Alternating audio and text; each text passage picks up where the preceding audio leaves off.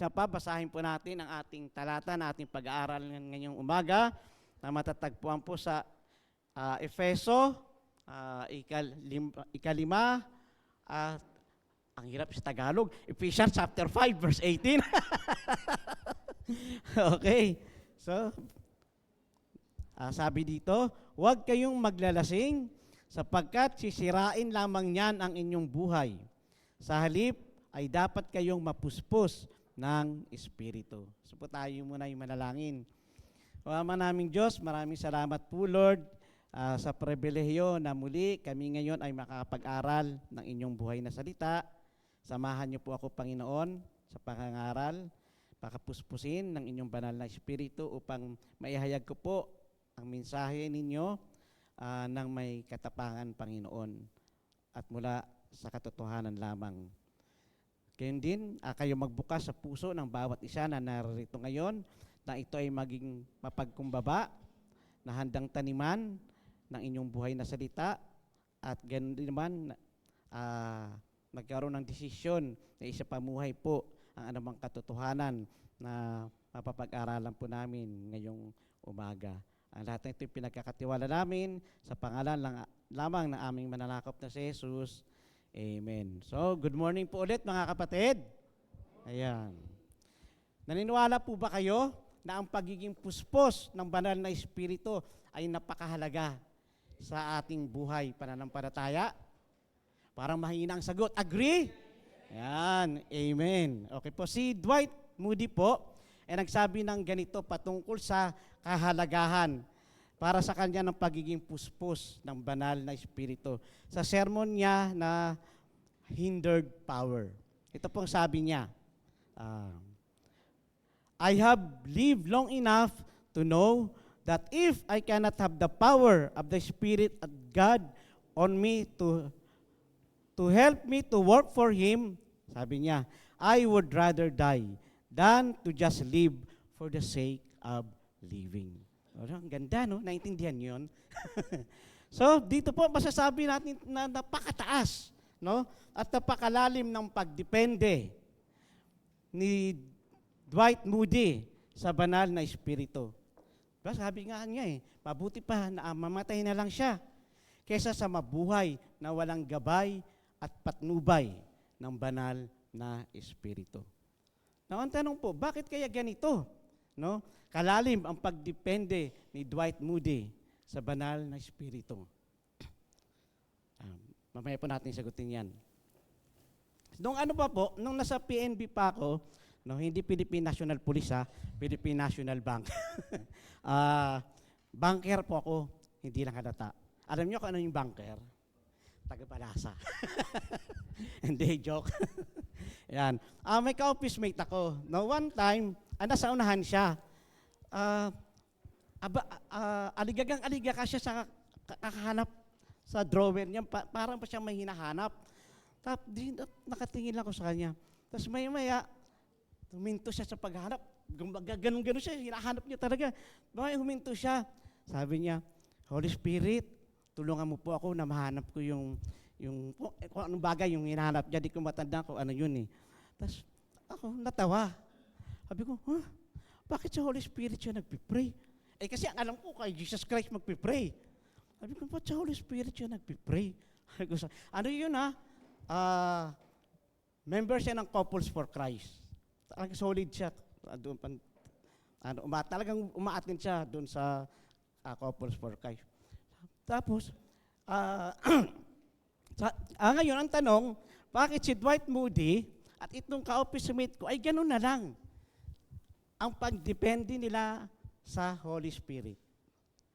I believe dahil nakikilala nila ang banal na Espiritu. Di ba gano'n naman tayo Kapag kilala natin ang isang persona, o even tao, di ba?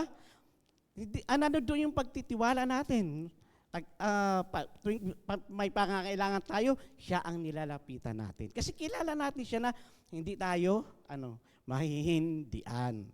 So, ganun ang pagkakilala nila sa Holy Spirit. Nakakalungkot po na tayo, naturingang mga Kristiyano, tunay na mananampalataya, hindi nating kilala ng lubusan ang Holy Spirit. Even ako po, alam niyo po, nakakahiya man aminin, natuto lang po ako mag-pray ng Holy Spirit nung nag-aral po ako sa Master in Ministry sa APIS. 2 years ago lang po ako nakapag-pray. Talagang hanggang ngayon, nag-pray na ako sa Holy Spirit. Kasi nakilala ko na siya. Pamaya, dadaanan natin saglit yan. By the way po, nag-aral po ako sa APIS, no? Asia Pacific Institute, International Institute of Studies. Online seminary po siya based sa Singapore. Known seminary po siya sa Asia and the Pacific regions. So kung mayroon pong interested, lapitan nyo lang po ako kasi kailangan may referral ng alumni para makapag-enroll po kayo doon. Libre po. And good news, pag kayo po ay nasa top 10 ng class, free accommodation sa Singapore. Ako, hindi ako umabot sa 10%.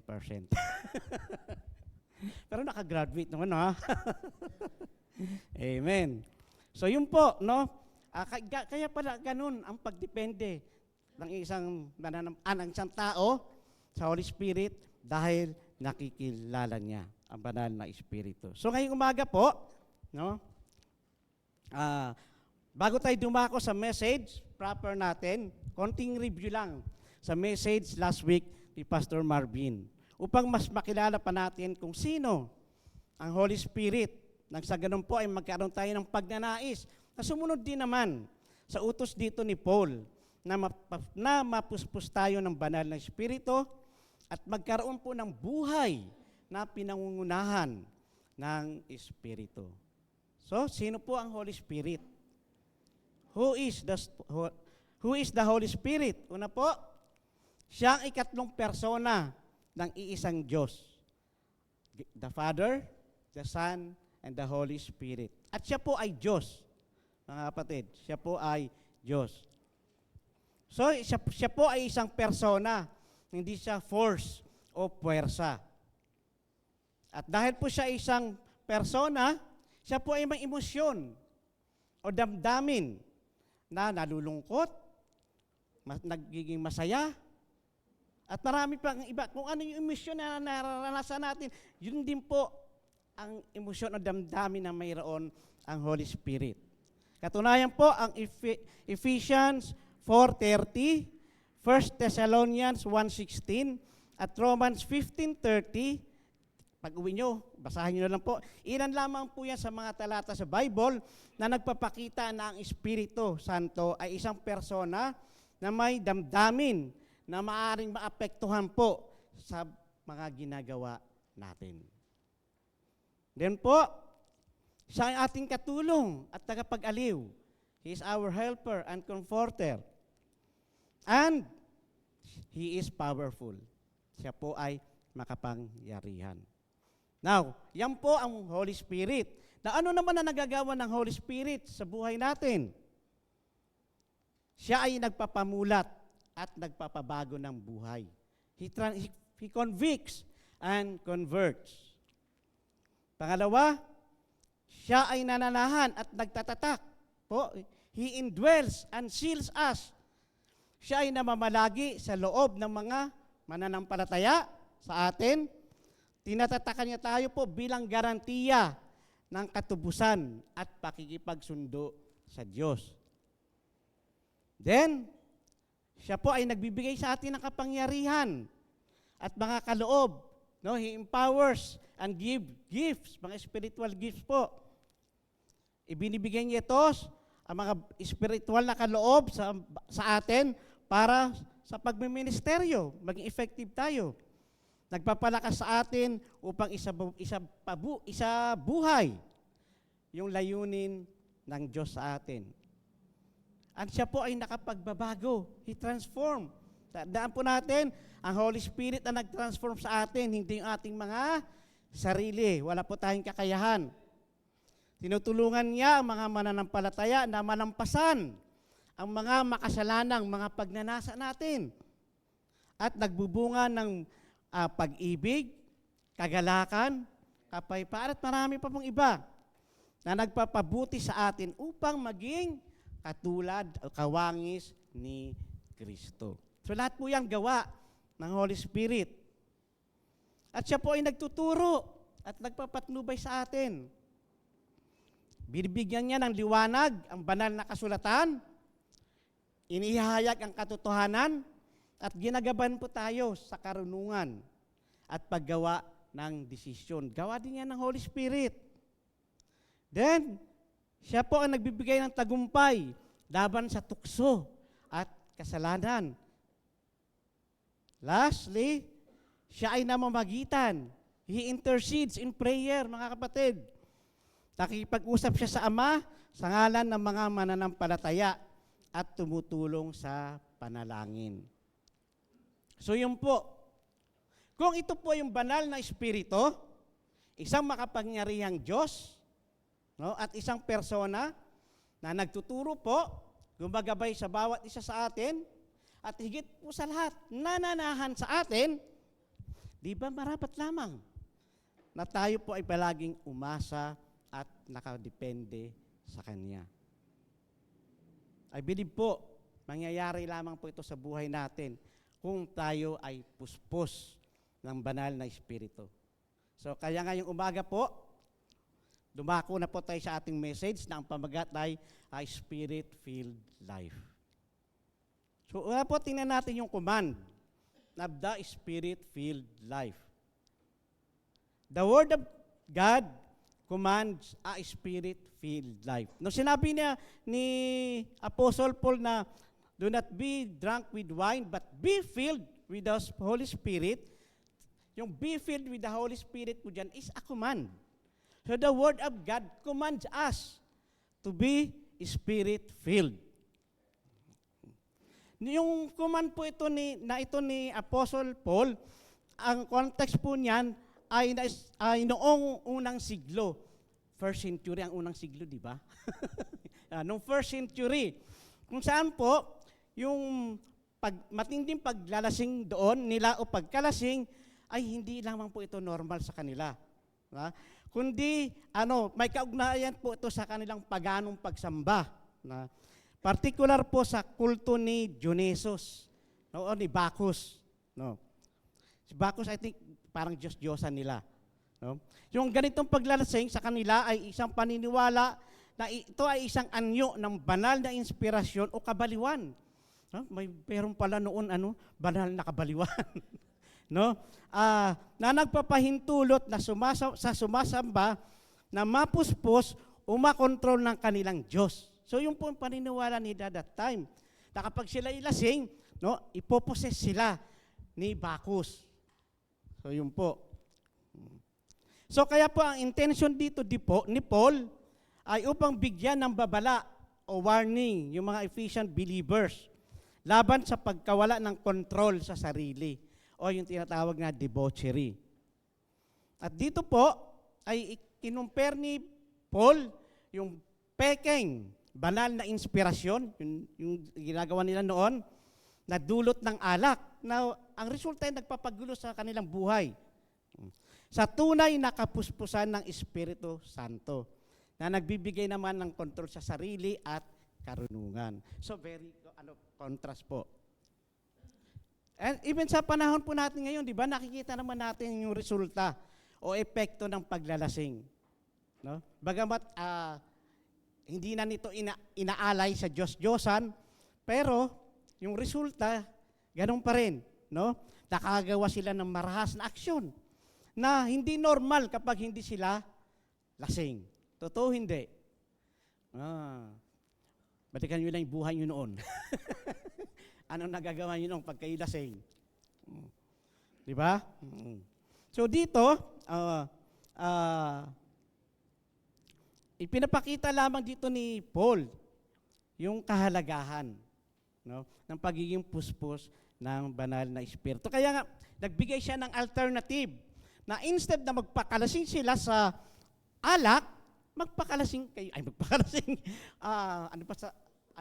magpakapuspos kayo ng banal na Espiritu. Mga kapatid, listen to this.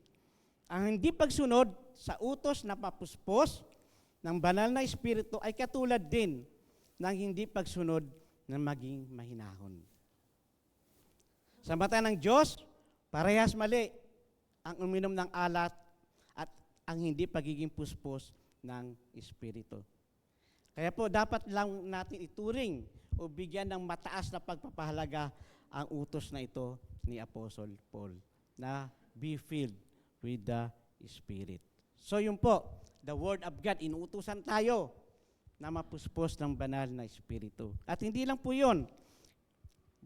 The work of God demands a Spirit-filled life, mga kapatid. Naniniwala po ako na walang power o kakayahan ang isang Kristiyano kung hindi puspos ng banal na Espiritu. Maaari may pagkakataon na magawa pa rin natin yung ministry na kung saan involved tayo.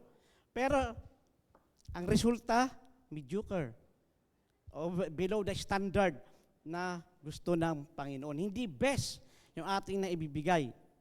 At kaya minsan, hindi tayo nagiging daluyan ng pagpapahala sa kapwa.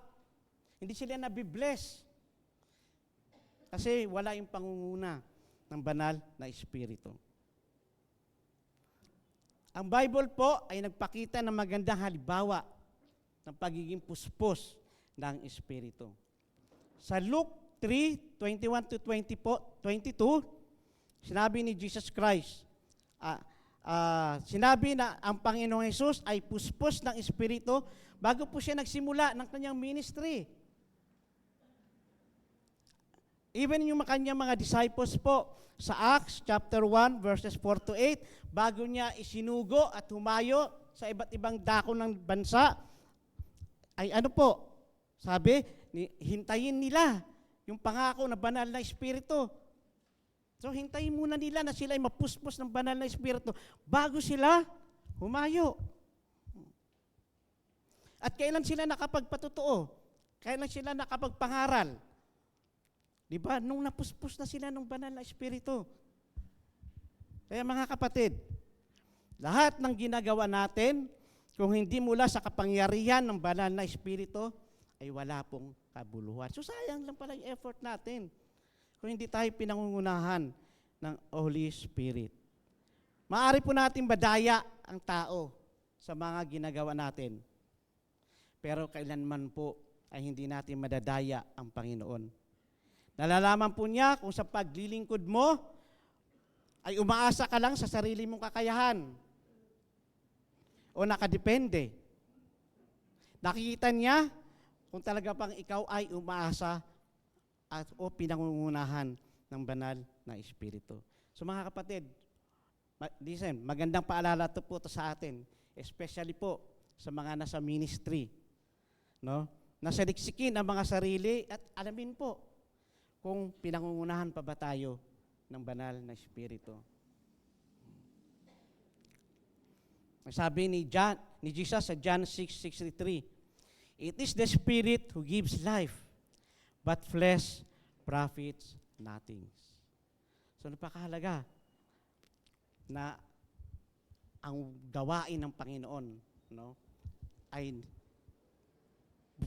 dapat tayo ay maging puspos ng banal na Espiritu. Now, tingnan naman natin yung katangian. Characteristics ba katangian? Ayan. Katangian ng command. No? Una po, it demands consent. So, yung command po dito is in passive form.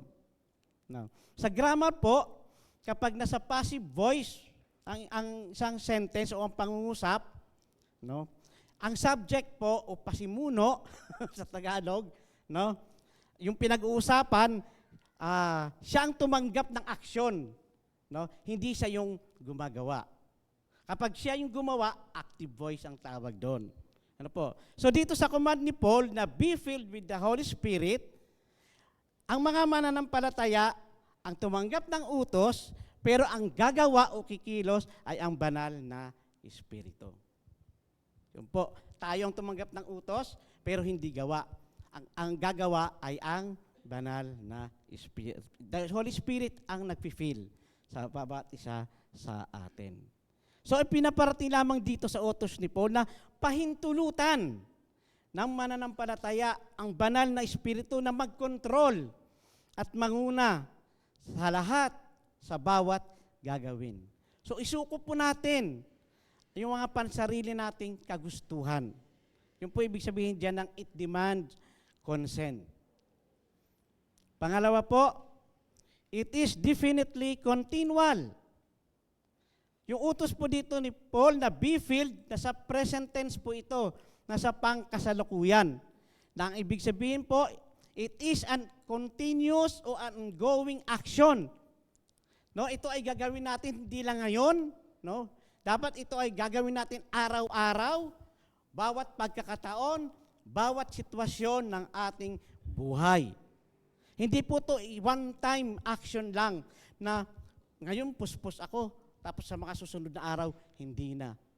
Kung kailan lang maalala, hindi po. It should be an ongoing action ang pagiging puspos ng banal na Espiritu. Pangatlo po, it is divine control. Ang salita pong dapat dito na filled is, ang meaning po is to be controlled by o maging sa ilalim ng kapangyarihan. Yung maging under po tayo na power. Yan.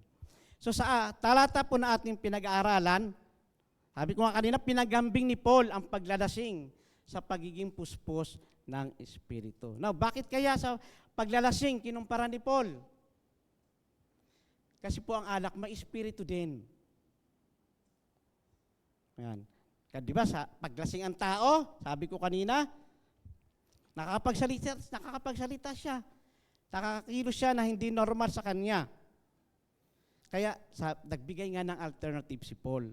Instead maging control ng espiritu ng alak, maging puspos kayo ng banal na espiritu. Kaya ang ibig sabihin dito ng control ay nagpasakop o maging sa ilalim ng kapangyarihan. So yan po ang katangian ng utos na ito ni Paul. Na nung binigay niya ito, tingnan naman natin kung ano ang magiging resulta. Kung ang bawat isa ay maging puspos ng banal na espiritu. So, commercial po muna. So,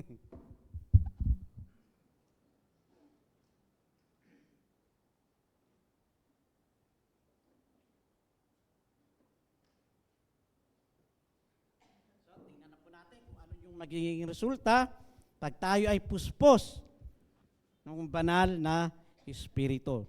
Una po, there will be power to live successfully. Ang banal na Espiritu po ay nagbibigay sa atin ng lakas at kapangyarihan para tayo ay matutong magmahal, magpatawad, at mapagtagumpayan natin ang mga hamon ng buhay. At ang lakas din yan tutulong sa atin kung ano ang ibig ng Diyos sa atin at maisagawa naman natin. Mga kapatid, madali ba magpatawad? Sino nagsasabing madali? Kung madali, full ka ng Holy Spirit. Pero kung pag hindi ka na madali magpatawad, hindi ka filled ng Holy Spirit. Kasi nga, Holy Spirit ang nagbibigay sa atin para tayong maging forgiving, para tayong maging loving. Sa Galatians 5:16 po, ay pinalahanan tayo ni Paul kung paano mamuhay ng may pagtatagumpay laban sa tawag ng laman. Di ba? Ito yun. Sabi ni Paul, sinasabi ko sa inyo, mamuhay kayo ayon sa Espiritu at hindi ninyo pagbibigyan ang mga pagnanasa ng laman. So, paano mapapagtagumpayan ang tawag ng laman? Mamuhay ayon sa Espiritu o walk in the Spirit. And even po sa Romans 8:13, ang sabi doon, sapagkat mamamatay kayo kung namumuhay kayo ayon sa katawang makalaman. Ngunit kung pinapatay ninyo sa pamamagitan ng nino. Sabi dito, ng Espiritu, ang mga gawa ng katawang makalaman, mabubuhay kayo. So dito naman sinasabi kung paano matatalo.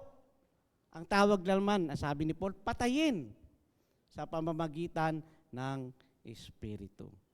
So through the Holy Spirit, we will be powerful to live successfully. Pangalawa, there will be provision to labor powerfully.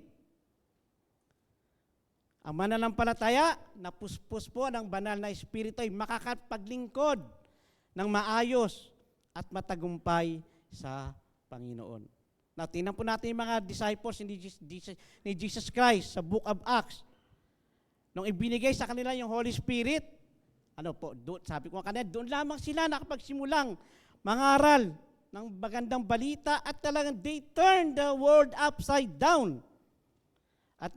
At nakapagdala sila ng ebanghelyo sa iba't ibang dako ng mundo. Now, sino yung tumulong sa kanila? The Holy Spirit. And sa Acts 7:55, si Stephen. Kaya siya pumunta sa Jerusalem nung napuspos na siya ng banal na Espiritu. Si Paul, sa Acts 9:17, nagsimula din siya maghayag ng ebanghelyo nang siya ay puspos din ng banal na Espiritu. Sa Acts 11:24, si Barnabas po, nangaral din nung siya ay puspos na ng banal na Espiritu. And even Peter, nakapangaral siya at nakapagligtas ng 3,000 souls nung siya ay puspos ng banal na Espiritu. So anong gusto kong bigyan ng diin dito, mga kapatid? Ang bawat taong gustong gamitin ng Panginoon, kailangan po maging puspos ng banal na Espiritu. Kaya itong mga taong to, kaya sila naging matagumpay sa gawain, pinangunahan po sila ng banal na Espiritu. Ang tanong, tayo, paano tayo naglilingkod sa Panginoon? Pinangungunahan ba tayo ng Holy Spirit? O baka sugod na lang tayo ng sugod sa ministry? Sabado, punta na lang agad, hindi nakapag-pray, awana time. Pupunta ako ng maaga, magluluto kami, magpapakain sa mga bata. Without even praying, asking the Holy Spirit na manguna. Kaya minsan nga, hindi na tayo nagiging blessing. At minsan pa, hindi na iwasan na sama-sama kayong gumagawa, pero bigla na lang nagkaroon ng tampuhan.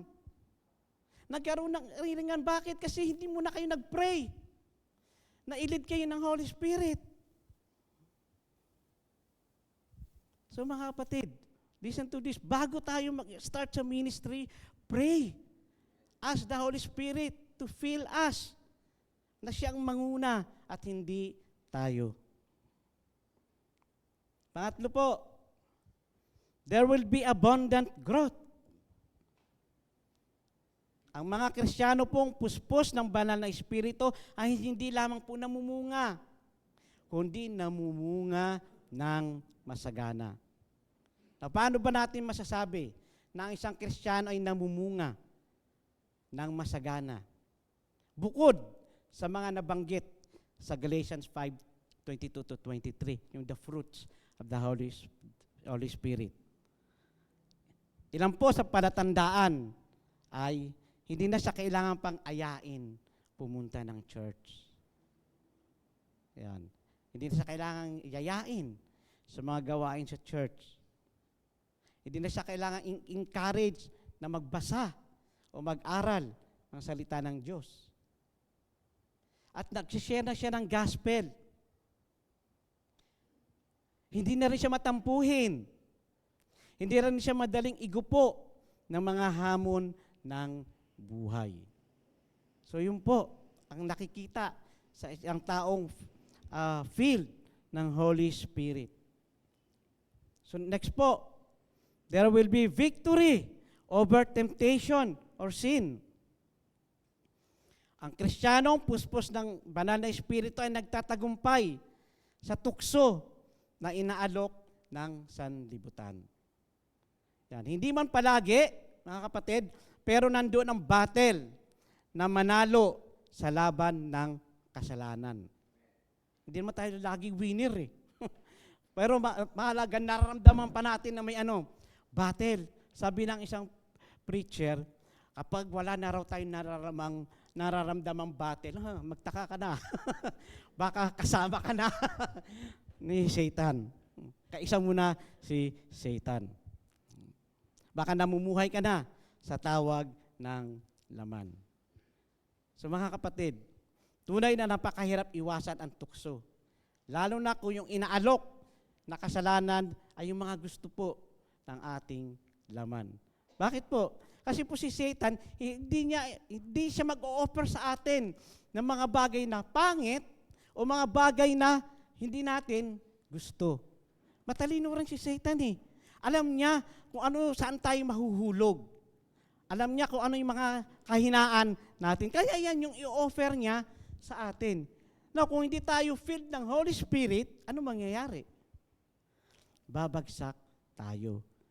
Kaya dito papasok na kapag tayo ay filled ng Holy Spirit, mapapagtagumpayan natin ang ang tukso o ang kasalanan.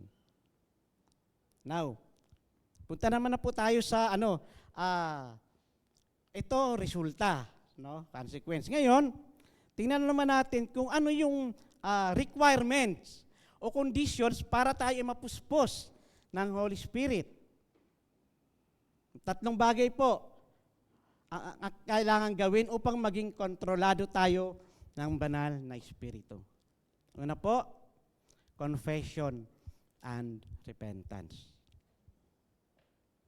Ang sabi po sa Ephesians 4:30a, at huwag ninyong saktan ang kalooban ng Espiritu Santo. So, mga kapatid, nasasaktan po natin ang Holy Spirit every time sa mga kasalanan na ating nagagawa. Maliit man na kasalanan sa paningin natin, pero sa mata ng Diyos po, lahat ng kasalanan ay pantay-pantay. At ito ay nagdudulot ng sakit at bigati sa Holy Spirit.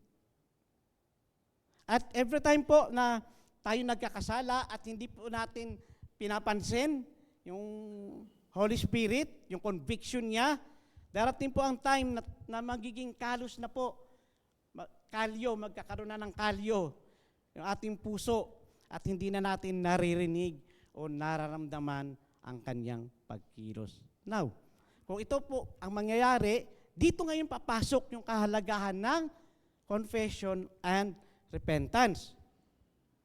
Tandaan po natin, ang kasalanan ay hadlang o balakid upang hindi kumilos ang Espiritu sa ating mga buhay.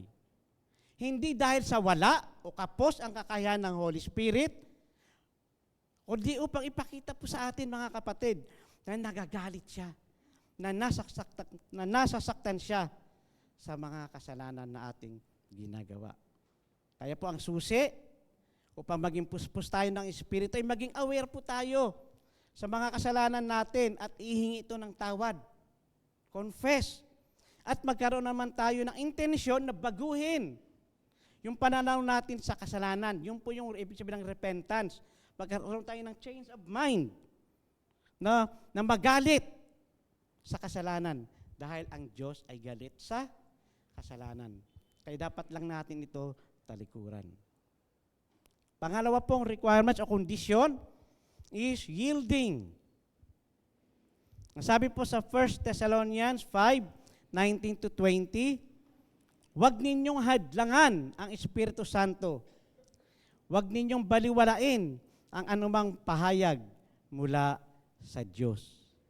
So mga kapatid, hinahadlangan pala natin ang pagkilos ng banal na Espiritu sa tuwing hindi natin sinusunod ang kanyang banal na kalooban o yung kanyang banal na pagkilos. Alam niyo po, ang pinakadakilang kalaban ng buhay na pinapatnubayan ng Espiritu, alam niyo kung ano? Ay ang buhay na nakapokus sa sarili. Self-reliance. Bakit po? Kasi, sino nasusunod? Sarili natin. No? Yung mga sarili nating kagustuhan. Yung sarili natin ang master. Na kung ganito po tayo, nahahadlangan natin ang Holy Spirit. So ang susi, para mapuspos ng banal na Espiritu, isuko. No, isuko po natin mga kapatid ang ating mga sarili at magpasakop. Isuko ang mga bagay na gusto natin. At sa halip, gawing pamantayan, listen to this, gawing pamantayan ang kalooban ng Diyos sa ating mga buhay. No, gawin natin rule of life kung anong gusto ng Panginoon. Pangatlo po, faith. Sa Galatians 3:14b po, ang sabi, at sa pamamagitan ng pananalig ay matanggap natin ang Espiritong ipinangako ng Diyos. Mga kapatid, tayo, no, yung bawat nanalig kay Jesus, nanahan na po ang banal na Espiritu. Now, upang maging puspos naman tayo ng banal na Espiritu, anyayahan natin siya ng may pananampalataya. Na pangunahan tayo ng kanyang kapangyarihan upang mamuhay po tayo na may pagtatagumpay sa bawat araw. At masunod yung mga bagay na nais niyang ipagawa sa atin. Kaya pala mga kapatid, madalas, no, tayo'y talunan, o kaya madalas nga yung ginagawa natin ay substandard, ay hindi natin inaanyayahan ang Holy Spirit nang may pananampalataya na pangunahan tayo sa araw-araw na ating buhay. Naniniwala ba kayo na makapangyarihan ng Panginoon, ang Holy Spirit? Do you believe that the Holy Spirit is powerful? Then let's ask in faith na pangunahan tayo. So yan po ang kondisyon o requirements para tayo ay maging filled ng Holy Spirit. Pero ang tanong, every day, every hour of our life, possible ba na puspos tayo lagi ng banal na Espiritu? Magtatanong ako, possible ba na every hour, every day of our life, ay mapuspos tayo ng banal na Espiritu? Yes or no? Oh. Ano yung ngayon ang paraan? Tatlong bagay. Kasi, kailangan natin itong gawin. Kasi nga, hindi tayo palaging puspos ng banal na Espiritu. Ngayon, puspos tayo. Maya-maya lang, hindi na. Kaya nakakagawa tayo ng kasalanan. So, makahalaga na dapat may gawin tayo sa ating buhay para mapanatili tayong puspos ng banal na Espiritu. Sabi sa verse natin, sabi, sabay-sabay nga natin basahin. So I say, walk by the Spirit, and you will not gratify the desires of the flesh. So tatlong bagay na dapat nating lakaran. Una, walk in obedience. Mananatili tayong puspos ng Espiritu kung pahihintulutan natin ang ating mga sarili na sumunod sa Kanya. Sabi ko nga kanina, isuko natin yung ating mga buhay sa Kanyang pangunguna. Tandaan po natin, sa bawat hindi natin pagsunod sa Kanya, nasasaktan po natin ang Holy Spirit at tinahadlangan natin yung Kanyang pagkilos. Pero, sa kabilang banda naman, kapag tayo ay sumusunod, mararanasan natin ang tagumpay. Dahil ang banal na Espiritu ay lubos na makapangyarihan. At sa tuwing tayo pa'y sumusunod sa Kanya, madali nating maririnig yung Kanyang maliit na tinig kung ano ang nais niya sa buhay natin. Hindi po to audibly ha, na magsasalita ng, huwag mong gawin. Hindi po, walang ganon na verbally maririnig mo o audibly maririnig mo, walang ganon. Walang doktrina po yun. Ang ano po, yung bigla na lang magpa-prompt yung Holy Spirit sa atin. Maaari ipaalala sa atin yung Kanyang salita na, oy, huwag mong gawin yan. So yung mga ganyan. Hindi yung sinasabi ng iba, ay narinig ko yung salita ng Diyos, nagsabi sa akin ng ganito. Okay po. So walk in obedience. Pangalawa, basic po ito. Walk in Bible study. Mananatili tayong puspos ng Espiritu po kung nagbabasa at nag-aaral ng salita ng Diyos. Sa Biblia po, inihalag ng Diyos kung ano yung kanyang mga kalooban sa atin. Nasusulat dito kung paano tayo dapat mamuhay. Kumusta po yung ating Bible reading? Patingin nga ng mga Bible nyo, pagpag nyo nga. Baka may alikabok na, may alikabok na.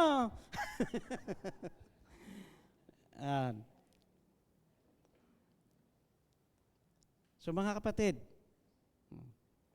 kung nasusulat na sa Biblia ang lahat-lahat patungkol po sa buhay, di ba marapat lang nabasahin natin at pag-aralan ang kanyang salita.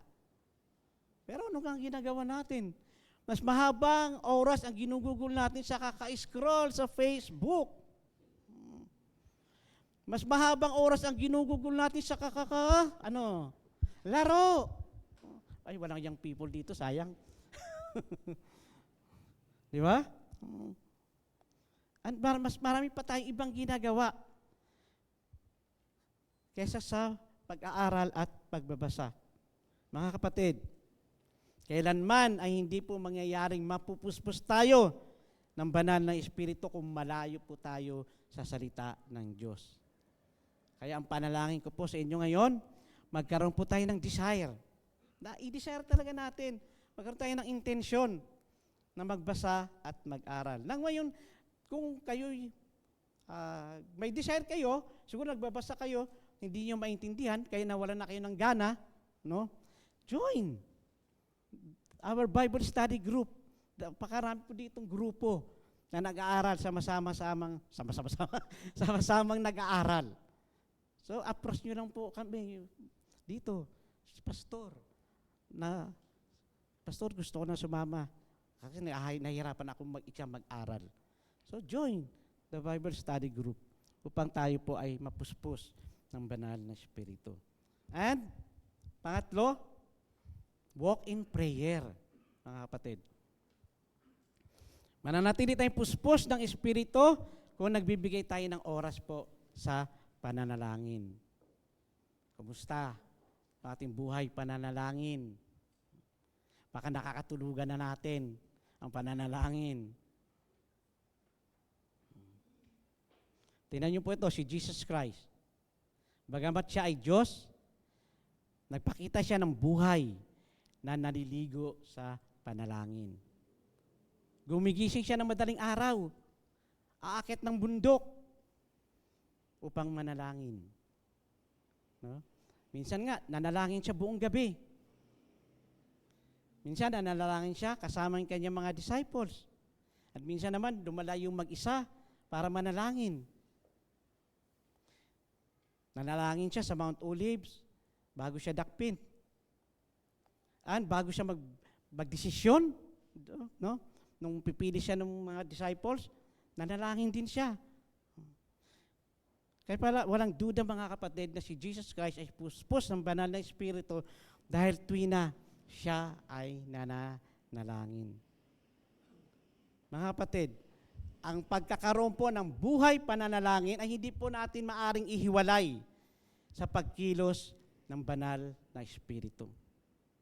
Sa Luke 3:21-22 po, nung si Jesus ay nag-pray, ano nangyari?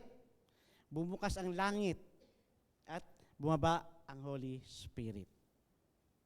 Sa Acts 4:31, nung mga nanalangin ang mga disciples, ano nangyari? Nayanig ang lugar at napuspos sila ng banal na Espiritu. Kaya nakapangaral sila ng may katapangan. So ilan lang po ito na makapagpatunay na kapag nananalangin, ang resulta ay pagkapuspos ng Holy Spirit. So hindi natin ito pwedeng paghiwalayin.